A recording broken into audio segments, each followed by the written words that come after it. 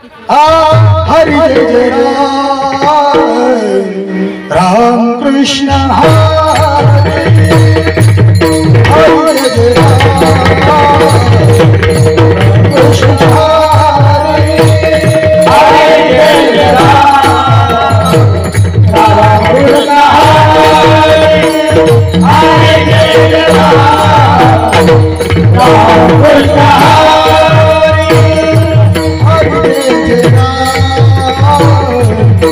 Krishna Krishna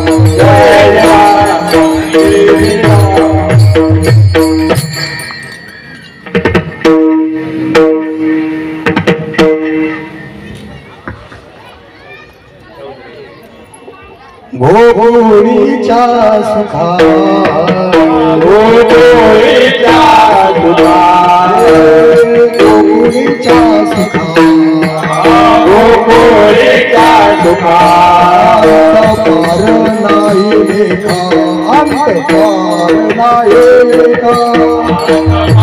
नाही लेखा अखबार नाही लेखा अखबार नाही लेखा गोकुळीच्या गोकुळीच्या गोकुळीच्या गोकुळीच्या अखबार नाही लेखा अखबार नाही लेखा अखबार नाही लेखा अखबार नाही लेखा अखबार नाही लेखा अखबार नाही लेखा कृष्ण नंदाधरी कृष्ण नंदाधरी कृष्ण नंदाधरी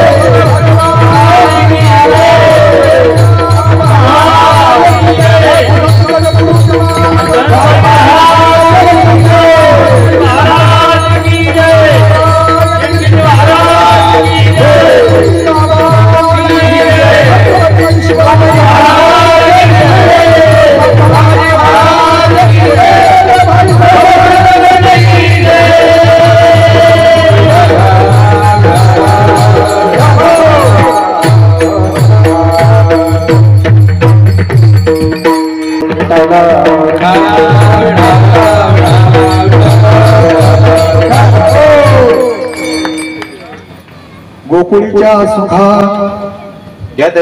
पारणा लेखा बाळ कृष्णनंदा घरी आनंदल्या नरणारे गुडिया तोरणे करती कथा गाती गाणे बाळ कृष्णनंदा घरी आनंदल्या नरणारे तुका मने छंदे मन मोहिले गोविंदे बाळ कृष्णनंदा घरी आनंदल्या नरणारे विढाला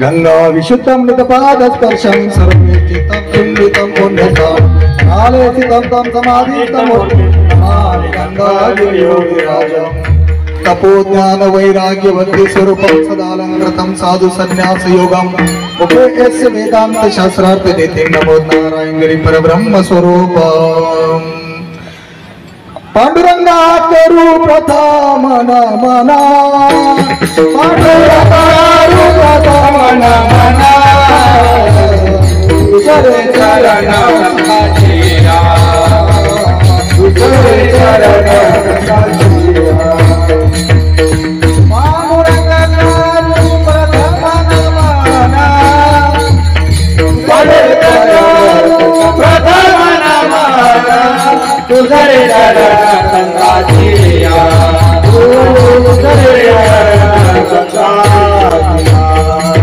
ज्ञानमूलं गुरुर्मूर्तिं पूजामूलं गुरुर्पद्मं मंत्रमूलं गुरुर्वाक्यं मोक्षमूलं गुरुर्कृपा सुचिशील समदक्ष संप्रतापि जितेन्द्रियं तं नारायणगिरिं वन्दे सच्चिदानन्दं विग्रहं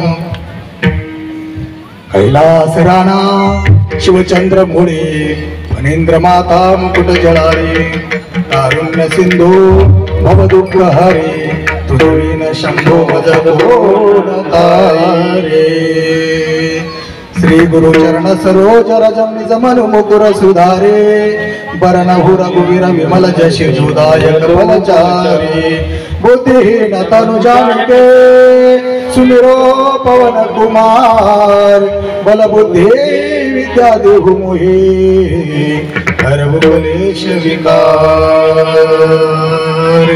हे दुख भंजन मारुति नंदना हे दुख भंजन मारुति नंदना सुन लो मेरी पुकार पवन सुत मेरी पवन सुत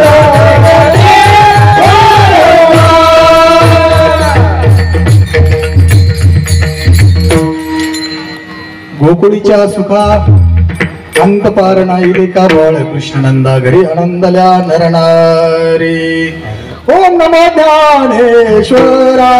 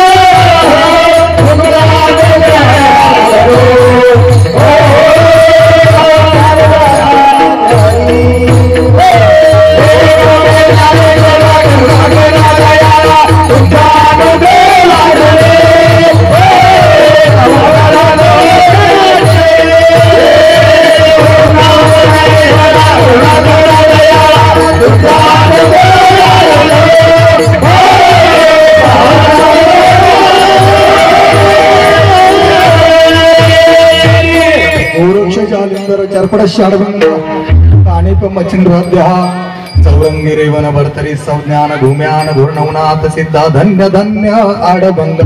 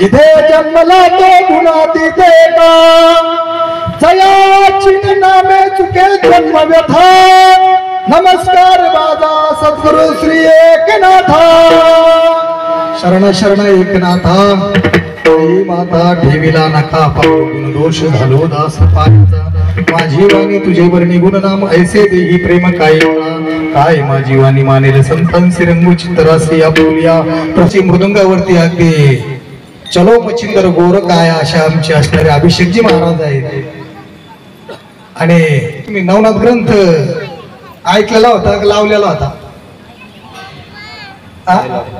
हो माय मागल्या हो इकडे मिटलं नाही अजून काही तुमचं नवनाथ ग्रंथामध्ये अगदी ज्यावेळेस शिष्य आहे गुरु शिष्य आहे गोरक्षनाथ मच्छिंद्रनाथाच्या शोधात आहेत आणि मग त्या ठिकाणी त्या मैनाकिनीच्या दरबारामध्ये सुंदर असं त्या ठिकाणी नृत्य चालू असताना गोरक्षनाथाला वाटलं माझे गुरुवर्य यामध्ये अडकून आहेत म्हणून त्या ठिकाणी गुरुवर्य ची सेवा म्हणून असणारे ते गोरक्षनाथ त्या ठिकाणी गेले आणि पखवादावर बसलेले आहेत आणि त्याच्यातून त्यांनी बोलता येत नाही गुरुला त्याला शिष्य म्हणावं जे गुरु पुढे काही बोलती नाही हो आता तर गुरुला म्हटलं चाल बाबा कवर जायचं आपलं ते लांब जायचं चाल कवर बस हो गुरु शिष्याचे नातं आणि मग त्या असणारे गोरक्षनाथाने त्या पखवादातून वाजवलं चलो मच्छिंदर गोरकाया मग मच्छिंद्रनाथाला कळलं हा स्वर जे निघतोय नक्कीच इथं माझा शिष्य गोर काढल्यात देण्याकरता म्हणून असं खूप गोड असं आमचे अभिषेकजी महाराज सध्या ते शिर्डीमध्ये असतात तिकडचे भरपूर कार्यक्रम असतात परंतु आपल्या शब्दाला मान देऊन ते आले त्यांना कोटी कोटी धन्यवाद खूप खूप गोड वाक्य आहे त्यांचं अक्षरशः 3 दिवस आपण सर्वांनी हरिपाठातही आज दिंडीलाही आनंद घेतलेला आहे असं त्यांच्या हातून धर्माचं कार्य घडवून अजून त्यांची उत्तरोत्तर प्रगती हो अशी हनुमंतरायाचरणी मनोभावी प्रार्थना सुंदर आमचे असणारे विनयकरी आहेत तुते महाराज आहेत आमचे असणारे अवधूत साहेब आहेत आमचे काकडे पाटील आहेत आमचे सार्थक महाराज आहेत दराडे महाराज आहेत चक्के महाराज आहेत तिकडून जाधव महाराज आहेत तिकडून आमचे सचिन भाऊ बोडके पाटील आहेत आमचे आळंदीहून आलेले आमचे सोमनाथ महाराज जाधव तेही आहेत सर्व असणारे बालगोपाळ आमचे असणारे बाराती महाराज आहेत कदमताई येते बरे आज पावले आज 3 दिवस पुढे गेले काय माहिती असो सुंदर त्यांची गोड साऊंड सिस्टीम आहे आणि असे आमचे मोरे दादांकरता जोरदार टाळ्या होऊ द्या हो एका शब्दावर त्यांनी असा सुंदर असा भव्य दिव्य मंडप दिला आणि साऊंड सिस्टीम उपलब्ध करून दिली त्याबद्दल त्यांना कोटी कोटी कमिटीच्या वतीने त्यांना कोटी कोटी धन्यवाद आहेत उपस्थित सर्व आमचे गुरु या ठिकाणी आलेले आहेत सर्व कमिटीतील आमचे आबा असतील सर्व वेदांत नगर सर्व सर्व सर्व परिसर धनट मामा जाधव महाराज आमचे पांगडे महाराज रामराय नवे जोगेश्वरी सर्व असणारा शिवाजीनगर परिसरातून या ठिकाणी भावी भक्त आले ज्यांनी हा महाप्रसाद बनवला ते आचार्य भाऊ त्यांचे कोटी कोटी धन्यवाद आहेत ज्यांनी ज्यांनी या ठिकाणी चटाई उचलण्याची सेवा केली असेल कोणी मंडप झाडला असेल कोणी रांगोळ्या काढल्या असेल कोणी संत पूजन केलं असेल कोणी अन्नदान केलं असेल कोणी शेवटच्या दिवशी या जी इच्छा असेल महाराज पॅकेट भरायची त्याचेही कोटी कोटी धन्यवाद विठाला ज्यांनी 3 दिवस असा सुंदर काकडा केला हरिपाठ केला आमचे वाघ मामा तेही या ठिकाणी लांबून त्यांनाही कोटी कोटी धन्यवाद आहेत सर्व महिला मंडळी पुरुष मंडळी सर्वांना कोटी कोटी धन्यवाद सेवेला सुरुवात विठाला अभंगाद्वारे जगद्गुरु तुकोबराय प्रतिपादन करतायत ही गवळणी पर असणारा अभंग आहे आज कालाचं निमित्त आहे आणि या अभंगाद्वारे या गवळणी प्रकरणातील अभंग आहेत आणि त्यातून जगद्गुरु तुकोबराय प्रतिपादन करतायत या असणाऱ्या गोकुळामध्ये सुखाला अंत पार नाही जसं आज यशनगर मध्ये आनंद आहे तो इकडे सुखाचं सुख आहे समाधान आहे ज्या पद्धतीने आपला आम्हाला जो आज आनंद प्राप्त झालेला आहे त्या हनुमंतरायाच्या जन्म उत्सवानिमित्त त्याचप्रमाणे असणारा भगवंताचा त्या असणाऱ्या गोकुळामध्ये आनंद प्राप्त झालेला आहे का प्राप्त झाला बाळकृष्ण नंदा घरी त्या बाळकृष्ण तर त्या नंद बाबाच्या घरी आगमन झाल्यामुळे तिथं गोकुळामध्ये आनंद प्राप्त झाला आणि मग तिथं आनंद प्राप्त झाल्यावर त्या असणाऱ्या महिला नर नारी सर्व त्या ठिकाणी आनंदाने नाचतायत आणि कुणी घरावरती गुढी उभारतायत तोरणे बांधतायत दरवाजाला रांगोळ्या काढतायत समर्पण करतायत आणि कथा भजन पूजन करून नामचिंतनात लीन झाल्या. जशा आज दिंडीला सर्व महिलांनी आनंद घेतला ना, त्याचप्रमाणे त्या असणाऱ्या गोकुळाच्या असणाऱ्या परिसरामध्ये नव्हे नव्हे सर्व सामान्यांपासून तर मोठ्यापर्यंत सर्वांनी असणार त्या ठिकाणी आनंद व्यक्त केला आहे. काय आनंद व्यक्त केला असणार? त्या भगवंताचा छंद तुम्हाला लागलेला असल्यामुळे त्या परमानंदामध्ये तुम्ही आनंदित झालात. या अभंगाद्वारे जगद्गुरु तुकोबराय का सांगतात? कारण त्या असणाऱ्या बाळकृष्णाचं आगमन झाल्यामुळे हा सर्वत्र आनंद प्राप्त झालेला आहे. विठाला विठाला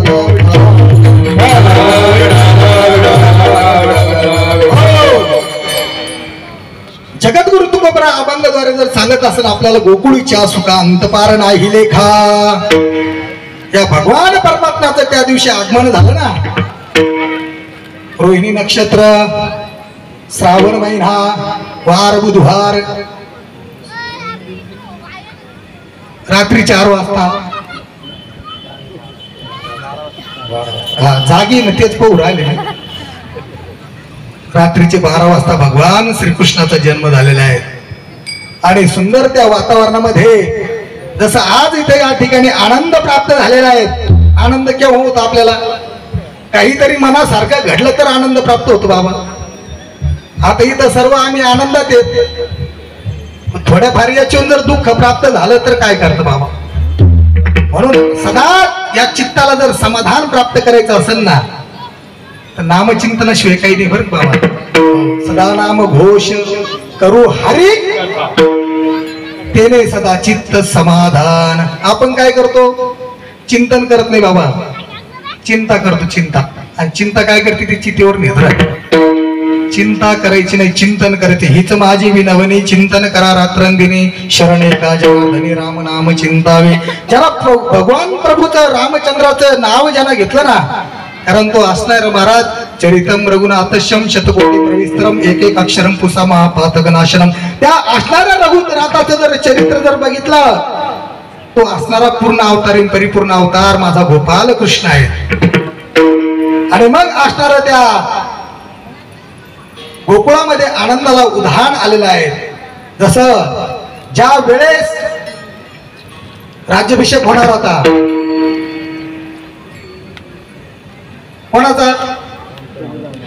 प्रभू रामचंद्राचा अभिषेक, राज्याभिषेक दुसऱ्या दिवशी होणार. सर्व आनंद आहेत, सगळीकडं जनता खुश झालेली आहे, सगळीकडे ढोल ताशाच्या नगरामध्ये अगदी तन्मन धनाने नाचतायत.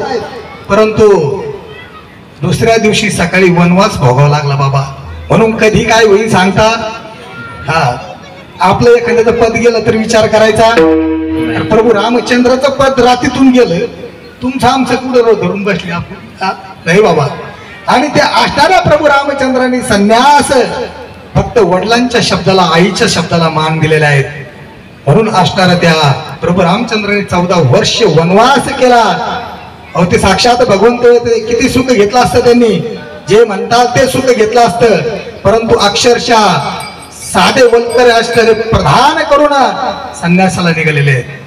14 वर्ष फक्त असणारे त्या वडिलांची असणारी ती असणारी त्या कैकेयी मातेला दिलेली वर आहेत. आणि त्या वरामधून त्यांनी त्या आई वडिलांची आणि खऱ्या अर्थाने प्रभू रामचंद्राचा जन्मच या असणाऱ्या दुराचारी लोकांचा, राक्षसी लोकांचा नाश करण्याकरता झालेला होता. हो, हे रामायण घडायचं कारण हे घडणारच होतं. प्रारब्ध क्रियामान संचिताचा भोग, भोगिल्याची भोग कोण सुटे. ज्याच्या प्रारब्धात जे आहे ते घडणार आहे. तुम्ही काही करा, कुठं जा, तीर्थ यात्रा करा, 4 धाम करा. मग लोक म्हणते बाबा आम्ही तर 30 वर्षापासून दिंडीला जातो ना, असं कमून झालं. भोगत ना घडे संचिता वाचुनी, करावे ते मनी समाधान. जे तुमच्या प्रारब्धात आहे ना, आता हे धर्ममंडपात जे आले ना, यांच्या प्रारब्धामध्ये जे घरी पडेल असतील, काही पायड्या ऐकत असतील, ते पुढच्या युनीमध्ये सर्प सरडे बेंडक्या ह्या युनीत जातील बाबाजी. हो, हे कथा कीर्तन या धर्ममंडपात येऊन श्रवण करायचं असतं. जीवनाच्या व्यथा दूर करण्याकरता कथा कीर्तन आहेत. हे काय उगाच करायचं म्हणून करायचं, ह्याच्यातून काहीतरी तुम्ही जर घेतलं. आधी इथं किती जणांच्या गळ्यामध्ये माळी? 150, 250, 350. बाकीचे कुठं काय गाव डोक्याला जायचे का ते? पवित्र तुळशीची माळ कंठामध्ये धारण करा. तुम्ही किती सत्य केले आणि किती महाराज लोक वाटी लावले तर आपल्याच बदल नसन काही उपयोग नाही बाबा. हे परिवर्तनाचं साधन आहे महाराज.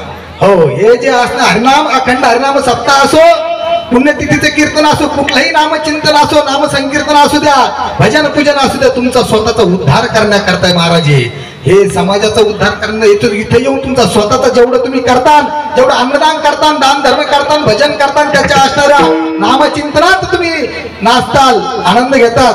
कारण तुम्ही परमार्थात जर नाचलं महाराज तो आनंद वेगळाच महाराज. अरे गायनाची उडे गायनाची उडे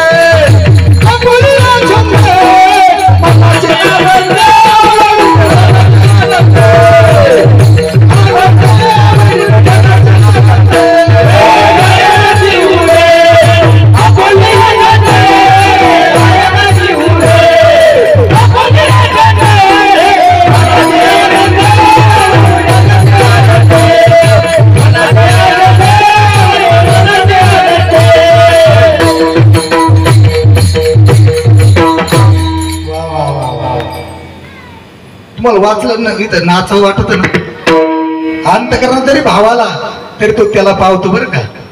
हो, जागरे उठून नाचले असते तर काही फरक नसतं असो. आणि मग असणार या हनुमंतराच्या जन्म उत्सवानिमित्त ज्यावेळेस राजा दशरथ आहेत आणि राजा दशरथाला पुत्र कामिष्ठी यज्ञ करायला लावला. संतती नव्हती, एवढी मोठी संपत्ती आहे परंतु संतती नव्हती महाराज, म्हणून पुत्र कामिष्ठी यज्ञ करायला लावलेले आहे. आणि असणारे ते दशरथ राजा दुःखी आहेत, रोज टेन्शन. एवढी मोठी संपत्ती आहे परंतु संतती नाहीत. हो, असे तुम्ही आम्ही आज दुःखी आहेत. ज्याला आहे ते दुःखी, ज्याला नाही ते दुःखी बाबा. हो, ज्यांचे आहे ते सुईणार आहे ना, आणि ज्याला नाही ते म्हणा आम्हाला एखादं वाहू द्या. आणि मग असणाऱ्या ज्या राजा दशरथ आहेत एक दिवस शिकारी करता निघालेले आहेत, टेन्शन मध्ये आहेत आणि शिकार लागलेली नाही, नाराज झाले आहेत. परंतु असणारे एका तलावाच्या ठिकाणी जाऊन बसलेले आहेत आणि त्या झाडावरती जाऊन बसलेले आहेत, नाराज आहेत. परंतु त्यांना वाटलं या तलावाच्या भोवती पाणी पिण्याकरता काहीतरी प्राणी येऊ शकतो, म्हणून असणारे राजा दशरथ त्या ठिकाणी बसलेले आहेत. आणि आई वडिलांची इच्छा होती काशी यात्रा तीर्थधाम करण्याची, म्हणून असणाऱ्या त्या श्रावण बाळाला आज्ञा केली आई वडिलांनी, श्रावण बाळा आमची असणारी तीर्थयात्रा घडव रे तुझ्या हातून बाबा. म्हणून असणाऱ्या त्या श्रावण बाळाच्या मनामध्ये आई वडिलांबद्दल प्रेम होतं, म्हणून त्यांनी असणारे दोन्ही आई वडील असणारे खांद्यावरती कांबडी घेतलेले आहेत आणि असणारे ते घेऊन निघालेले आहेत. प्रवास करता करता करता आई वडिलांची इच्छा झाली, अरे श्रावण बाळा जरा थोडस पाणी भेटेल का रे. अंदाज कोणी आई वडील काय परिस्थिती असन. आणि मग असणार त्या श्रावण बाळाने आई वडिलांची आज्ञा पूर्ण करण्याकरता त्यांना एका झाडाखाली विश्रांती करता ठेवलेले आहेत. आणि श्रावण बाळ पाण्याची असणारी घागर घेऊन असणारे त्या पाण्याच्या शोधात आहेत.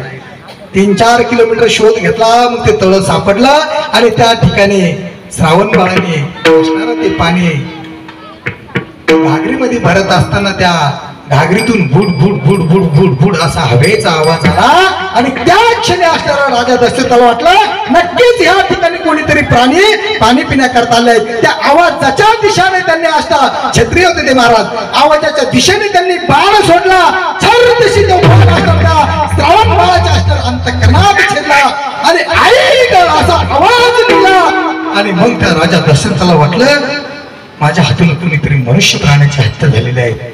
राजा दशरथ खाली उतरला, लगबगीने जाऊन बघतो श्रावण बाळ त्या ठिकाणी विभाळत आहे आणि असणारा धाड दिशी खाली पडलेला तो श्रावण बाळ राजा दशरथाने जवळ जाऊन बघितलं आणि असणारा ते बाण काढलेला आहे. आणि श्रावण बाळाने सांगितलं राजे एकच काम करा, माझे आई वडील इथून कमीत कमी 4 किलोमीटर एका लिंबाच्या झाडाखाली आहेत, तिथं जाऊन त्यांना फक्त एवढं पाणी नेऊन द्या, बस बाकी माझी शेवटची इच्छा संपली म्हणे.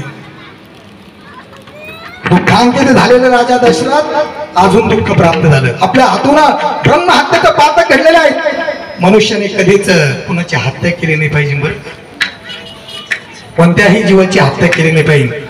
मग साधं मुंगी जरी असली तरी त्यात तो जीवच आहे. कारण 84 लक्ष युनितून मनुष्य जन्म आहे. 84 लक्ष म्हणजे तुम्ही दुर्बिणीने जरी बघितलं जे बारीक सूक्ष्म जीवजंतू दिसतात ना त्याच्यात सुद्धा भगवंताचा अंश भर का. हो.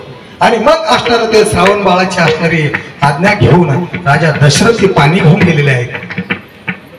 पावलांचा आवाज आला आहेत आणि मग त्या आईने आवाज दिला, बाळा श्रावण, बाळा श्रावण. राजा दशरथ खिन्न झाले आहेत, दुःखांकित आहेत. काय सांगावायचे आई वडिलांना, माझ्या हातून एक पाप घडलेला आहे. आईने तीनदा आवाज दिला तरी असणारे राजा दशरथ काहीच बोलले नाही. वडिलांनीही आवाज दिला, बाळा श्रावण, तुझी आई काय म्हणते, बाळा श्रावण बोलत का नाही. आई पुन्हा आवाज येते, बाळा श्रावण काय झाले रे. आणि जड अंतःकरणाने असणारे राजा दशरथ समोर आले आणि सांगितलं, आई माझ्या हातून आपल्या श्रावण बाळाची हत्या झाली हो. दिवशी त्या ठिकाणी असणाऱ्या दोन्ही माता पित्यांनी जीव असा अंगा देऊन प्राण सोडून दिलेला आहे. आणि प्राण सोडता सोडता शाप दिला, तू असा पुत्र युवकाने मरशील. एक थेंब सुद्धा पाणी घेतलं नाही त्या आई वडिलांनी आणि त्या ठिकाणी 10 दिवशी गेले हो. जे आई वडिलांच्या अंतःकरणामध्ये जी यात्रा होती ती सुद्धा सफल झाली नाही. आणि मग असणार त्या ठिकाणी राजा दशरथाने तिघांच्या अंत्यविधी केलात आणि आपल्या महालामध्ये आले, दुःखांकित आहेत. आणि मग वशिष्ठ गुरुशी सर्व सगळा प्रकार सांगितलेला आहे. आणि मग त्यांनी सांगितले, बघा त्या असणाऱ्या त्या माता पित्याने तुम्हाला शाप दिलेला आहे, परंतु शाप काय, पित्र युगाने मरशील म्हणजे तुम्हाला पुत्र प्राप्ती होणार आहे. त्या ठिकाणी पुत्र कामेष्टी यज्ञ करू आपण आणि मग त्या ठिकाणी तुम्हाला पुत्र प्राप्ती होईल. पुत्र कामेष्टी यज्ञ झाला, त्या पुत्र कामेष्टी यज्ञामध्ये तूप टाकी जा बर का. हा गुरु सांगत राहते गावावर नाही जा म्हणते ते, या कन्या चुकून डाळ आणायला तर बदलून आणायला चांगले इथले गुरु नाही तिकडचे गुरु सांगतात. आणि मग असणार त्या यज्ञामध्ये तूप टाकलेला आहे. सुंदर असं यज्ञ होम आव्हान चालू आहेत. देव ब्राह्मणाच्या साक्षीने यज्ञ त्या ठिकाणी आहेत. आणि मग असणं वशिष्ठ गुरु त्या ठिकाणी आहेत, त्याच्यातून असणा प्रसाद प्राप्त झालेला आहे. आणि मग असणारा तो राजा दशरथांच्या असणाऱ्या 3 राण्या आहेत. कौशल्य माता आहेत, सुमित्रा आहेत आणि कैकेयी आहे. तिघींच्या हातावरती असणारा राजाला सांगितलं या 3 राण्यांना हा प्रसाद द्या, तुम्हाला पुत्र प्राप्ती होईल. लक्ष देऊन कीर्तन ऐका बरं का. हनुमान जयंती निमित्त हा थोडा विषय घेतलेला आहे. आणि मग असणारा त्या राजा दशरथाने असणारा तो प्रसाद पहिले असणारी जी ज्येष्ठ होती कौशल्या, त्या कौशल्य मातेच्या हातामध्ये प्रसाद दिला. नंतर सुमित्र मातेच्या हातात दिलेला आहे. आणि तो असणारा 3ऱ्या नंबरची असणारी कैकेयीच्या मातेच्या तो हातात प्रसाद दिलेला आहे. गुरुदेव ब्राह्मणांनी सांगितलं की हा प्रसाद तुम्ही ग्रहण करा, तुम्हाला नक्कीच पुत्र प्राप्ती होईल. परंतु असणारी त्या कैकेयीला वाटलं मी या असणाऱ्या राजांची सर्वात लाडकी राणी आहे, त्यांनी मला पहिला प्रसाद द्यायला पाहिजे. दुःखांतकरणामध्ये आले, प्रसाद भेटलेला आहे हातावरती आणि तरी त्या ठिकाणी दुःख प्राप्त झाले आहे. आणि मग त्या विचारामध्ये की प्रसाद घेऊन अशीच उभी आहे. या दोन्ही आनंदात आहेत कारण यांना असणारा तो प्रसाद मिळाला म्हणून समाधान आहे. आणि ती विचारत आहेत, अंतःकरणामध्ये राग उत्पन्न झालेला आहे. आणि त्याच वेळी असणारा तो घारी असं या आकाश मार्गाने घार चालले आहे. आणि तो घारीने तो असणारा हातातला प्रसाद तो पिंड असा अलगद पिंड घारीने धडपिला, पिंड घारीने धडपिला, घारीने धडपिला, घारीने धडपिला, घारीने धडपिला, घारीने धडपिला, घारीने धडपिला, अंजनीने बसविला, अंजनीने बसविला,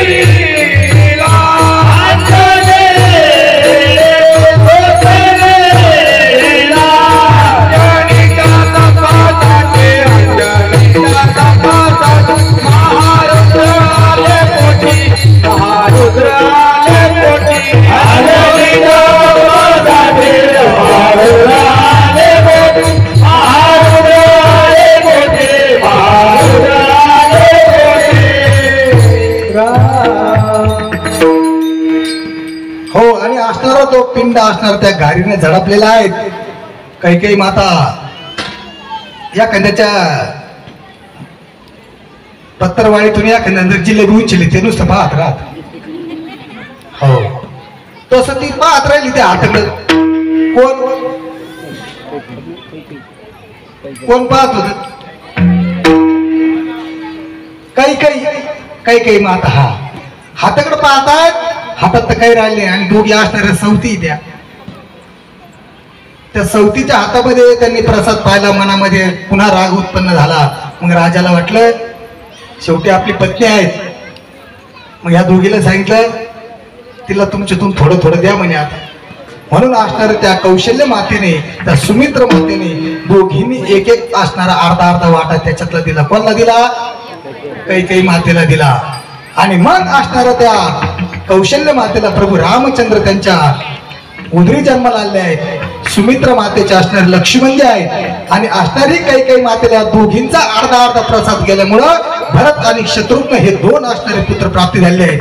आणि इकडं असणारा त्या घारीनं जो पिंड नेला आहे अंजनी माता तपश्चर्याला बसलेल्या आहेत. आणि त्या समयात त्या अचानक त्या असणाऱ्या घारीच्या असणाऱ्या त्या चोचीतून ते पिंड पडलं आणि त्या ठिकाणी तपाला बसलेल्या अंजनी मातेचे त्या असणाऱ्या त्या पदरामध्ये पडलेले आहेत. आणि तेच असणाऱ्या त्या अंजनी मातेने प्रसाद ग्रहण केला. तो अंजनी मातेच्या असणाऱ्या उदरे माझे असणारे हनुमान जन्माला आले आहेत. पवनसूत आणि मग हनुमंतरायाचा जन्म त्या अंजनी मातेच्या उदरातून झालाय. म्हणजे असणारे हे हनुमंतराय आणि हे प्रभू रामचंद्र लक्ष्मणजी भरत शत्रुघ्न यांच्याच असणाऱ्या प्रसादातला एक वाटा आहे. यांचेच असणारे ते एक गुरुबंधू आहेत. म्हणून पुढे चालता रामायणामध्ये सुंदर आहेत. पुढे चालता मग असणाऱ्या त्या आईला त्याने विचारलं माझे असणारे स्वामी कोण आहेत? मग त्या आईने सांगितलं. कारण मुलं विचारतात पप्पा जर काही 8-8 दिवस जर सगळ्या ड्युट्यामुळे काही मिळायला लहान पोराला कधी आले कधी गेले 16 घंटेवाल्याला विचारा. हो तस ते विचारतात पप्पा कुठे तसे ते हनुमंतराय म्हणले माझे स्वामी कोण आहेत? आणि मग त्यांनी सांगितलं ज्या वेळेस तुला तुझ्या अंतर्दृष्टीने तुला तुझे असणारे जे लंगुटी यार भेटतील त्यावेळेस तुला खऱ्या अर्थाने तुझे स्वामी भेटतील. आणि मग असणारे ते सीतामातेच्या असणारे त्या शोधामध्ये आहेत. ज्यावेळेस रावणाने सीतामाता पलायन केली त्यावेळी ते सीतामाते शोधत आहेत. आणि मग असणारे त्या वाल्या आणि असणारे ते सुग्रीव आणि त्या ठिकाणी युद्धामध्ये त्यांचा पराभव झाला आहे. आणि त्या ठिकाणी ते एकत्रित आले आणि त्यावेळेस त्यांची प्रभू रामचंद्राची भेट झाली होती. आणि हनुमंतरायाचे कार्य म्हणजे बाबा फार अफाट कार्य आहेत. आणि सर्व करता सीतामातेचा शोधही माझ्या हनुमंतरायाने लावलेला आहे. अगदी मुंगी माशी सारखं रूप धारण करून त्यांनी सीतामातेचा शोध घेतला. सीतामाता कुठे होती? अशोकाचे वने सीताशोक करी काहो अंतरले रघुनाथ दुरी येऊनी गुंपे माझी केले चोरी विठाला. आणि मग असणारे हनुमंतरायाने सीतामातेचा शोध केला. आणि सर्व असणारे पुन्हा सीतामातेचा शोध झाल्यानंतर पुन्हा अयोध्यानगरीमध्ये 14 वर्षाचा वनवास झालेला आहे. आणि मग ते पुन्हा त्या ठिकाणी गेलेले आहेत. आणि त्यानंतर त्या ठिकाणी गेल्यानंतर सर्व अशी सभा भरलेली आहेत. आनंदी आहेत राजा. प्रभू रामचंद्रांनी त्या ठिकाणी सांगितलं विभीषणजीला सांगितलं आपल्याला जेवढे काय आपले